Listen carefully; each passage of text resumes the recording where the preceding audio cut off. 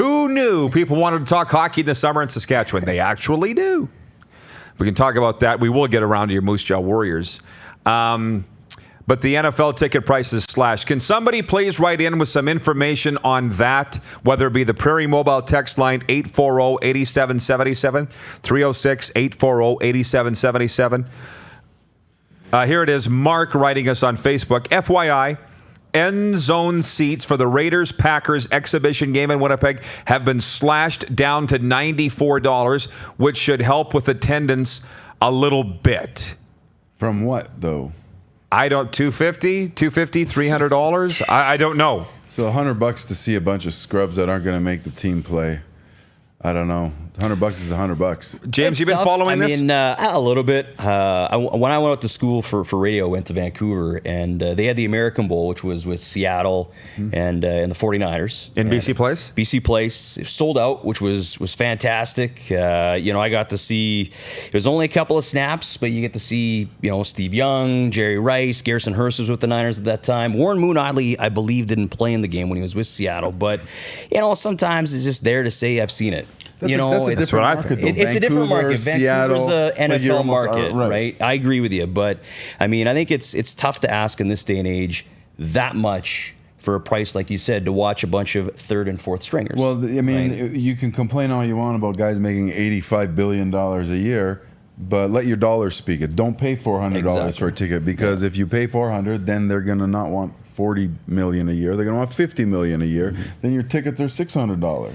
So it starts somewhere, and to pay $400, even $100 for a game to watch a bunch of guys that'll probably be working at a donut shop next week, not for me. But all the power to you. You spend your money on what you want. The idea is nice. I mean, it's nice to see leagues work together. Yeah. Right. I think that to me is nice, because you like to see, the high profile CFL guys go down to the States and have success. You like to see if there's some NFL players or collegiate players. Obviously, this is where they would land if things don't work out in the NFL. So it's nice to see them work together, but price point is a big thing, especially in today's economy. I hate to use that phrase, but a lot of people will. Sometimes you got to price it just a little bit better to get more. Probably go for quantity as opposed to quality. And there's been a couple of, I'm going to segue into, there's been a couple comparison to the quarterback starting tomorrow night for Montreal and Riders. Fajardo, Van Stone compared Fajardo to Darien. And I hate when people compare anyone to anyone, because there's nobody. Yeah, but Darien's scouts do it all the time, man. Right, and so I get it. So I'll play that game.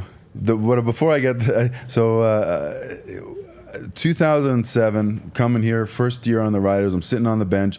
I look over, I see a guy wearing number 14 and just doing scout team, just throwing to the open guy. I'm like, how many passes in a row has this number 14 guy thrown? And on scout team, you don't run an offense. You just guys running arrows. And Darien always threw to the open guy. And I didn't even know, Darian Durant wasn't double D yet. He was just some guy trying to make that, at least for me. I know you're getting to a point. Darien just throws to the open guy. He didn't have the strongest arm. He could run a little bit at the time, not as well as I know, but what does this have to do with NFL tickets? You can't make the team. You can't be an NFL quarterback just being a good athlete. You have to have a strong arm. You have to have that jawline and be 6'8" and do all that. Cody doesn't marketable. Have that. He looks like he's a great CFL quarterback. He doesn't have a strong arm. And what I said about the strongest thing about Cody is that he throws to the open guy. It's not an 80-yard bomb. It's the open guy. He puts it right on them. He knows the offense, He throws it to the guy. And the other guy, Pipkin, that's starting this week. Yeah, I think it was Dwayne Ford compared him to Michael Bishop, and I laughed. I would too. You thought a guy that had some success in the States but was the dumbest guy ever. But that's what scouts do. And hey, Ford is a football guy. But I just want to say this: Pipkin, same thing. Before he is Michael Bishop reincarnated. I don't think there's any doubt about it. But on the NFL, this is what I believe, and we'll investigate this a little further as the shows go on. This is not just a CFL thing. You're going to see, obviously, thousands of empty seats in that NFL game in Winnipeg on August 22nd. TSN showing the game. If the game had been in Regina at the same ticket prices, I believe there would have been more people there, but not a sellout because of the novelty of the whole thing. Look, there's 50,000 people bought tickets to Garth Brooks. So don't say the money isn't here. But this is the start, or maybe we're actually 20% into the fan revolt. It's what you said about the money. At what point is enough enough? This isn't an NFL town at all. And it's not about that. I go to a Pats Warriors game in January. I think I did it on I was there. I don't know if I did it on TV or not, but there's acres and acres and acres of empty seats. And I put a picture of it, tweeted it. Warriors were mad at me.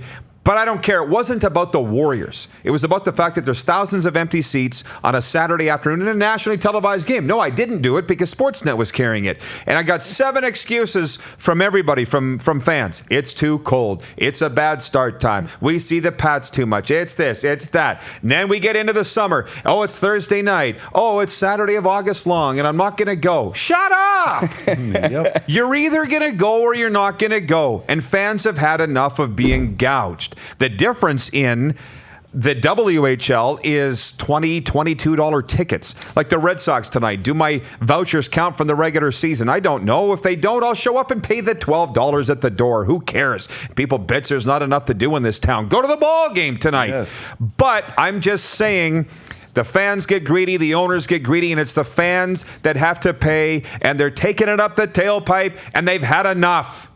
They've had enough. They're not buying tickets anymore. So at some point, the pendulum's going to have to start swinging back the other way.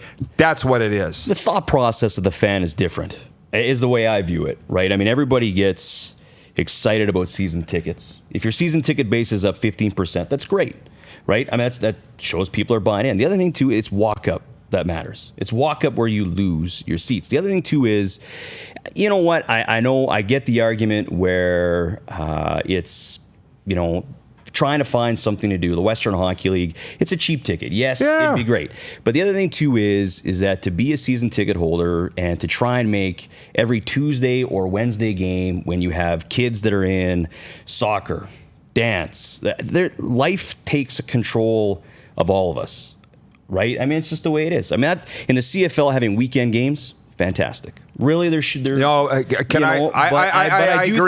I do think you have to be like, if your Fridays and Saturdays aren't maybe as full as you would expect them to be, then I think there's issues to look at. But in the Western Hockey League, when you're looking at potentially non-marketable games, which you could consider Tuesdays and Wednesdays. Yeah, I mean, it's hard, right? I mean, there's a lot of things. It's life. It's not necessarily sport, but it's life that takes control. You know, but we're going to have to break here, but it's still young people that aren't married and have kids yet. People have money. It's about deciding where they want to spend it. Yeah, that's the difference. It's not this repressed market thing. Look, we got a break. If you want to stick around, Abu, you can. I got more to get into with you because the viewers are asking me to get you to say Papagayev. Do you want to say it now or do you want to do it in overtime? Papugayev. Whatever. Why are they asking me to get you to say Papagayev? Wow, when he scored, I had some stuff, but... Say one. No, he's gone. Why? You know, we don't worry about people because the people are asking for it. You have to give the people what they want. No? No. You don't have I tried. You don't have to do anything, Rod. I tried. You're watching Rod Pedersen On Demand. For more of The Rod Pedersen Show, visit rodpedersen.com or follow Rod Pedersen on social media.